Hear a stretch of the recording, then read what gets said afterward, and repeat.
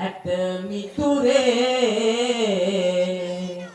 අප්පුඩි නෙවෙයෝ නෑ හැමගෙම කතීරේ.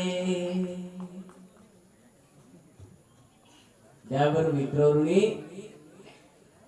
තමුන්නාන්සලා දිහා මේ වේදිකාවේ ඉඳන් බලන් ඉන්නකොට අපි අඳුරන මූණු එක දෙක පේනකොට මතක් වෙන්නේ අපට දේශපාලන ඉතිහාසයේ අවුරුදු 25ක ඉඳලා මෙහා. අපේ මාපලගම විමලරත්න මහත්මයා ඊටත් එහා ඉඳලා කිව්වේ චම්ලි මන්ත්‍රීතුමාගේ ඉතිහාසය. හැබැයි අපට එච්චර මතක නෑ. අපිට මතකයි අපි දෙන්න එක්ක චම්ලි විතානාච්චි මම අපේ පවරේ අපේ චන්ද්‍රිකා බණ්ඩාරනායක කුමාරතුංග මැතිණියගේ අම්මා මේ පොරෝගමට ආපු කාලේ වේදිකාවේ බිම ඉඳගෙන මේවා අහගෙන ඉඳලා ශ්‍රී ලංකා නිදහස් පක්ෂයට කියලා පෙරපු හැටි අපනවා. මේ කළා මේ කට්ටිය ඔක්කොමලා ඒ කාලේ ඉඳන් බහැපු දේශපාලනේ දැන් කොහොමද කියලා තමුන්නාන්සලාට හිතා ගන්න පුළුවන්.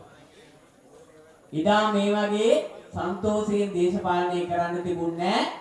දවල්ට රැස්වීම තියලා රැට ඇඳන් යට හැංගිලා හිටපු ඉතිහාසය මතක් කරගත්තොත් තමයි වටින්නේ.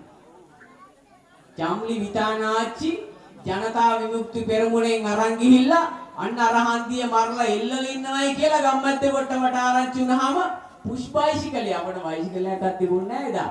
පුෂ් බයිසිකලේ පැදගෙන මං ආවේ නාරංගොවිට පැත්තෙන් අපේ යාළුවෝ හොයන්න. අපිත් එක්ක හිටපු තව යාළුවෙක් හිටියා. එයා දැන් UMP එකට ගිහිල්ලා.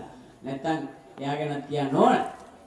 හැබැයි එහෙම හිටපු ඉතිහාසෙ චම්ලි විතානාච්චි ඇඳයට පැදුරයට හැංගුන්නේ නැහැ. එක්සත් ජාතික පක්ෂයේ අද එතුමා දිනුතුන් අතර නැති වුණාට MS සමරසිරි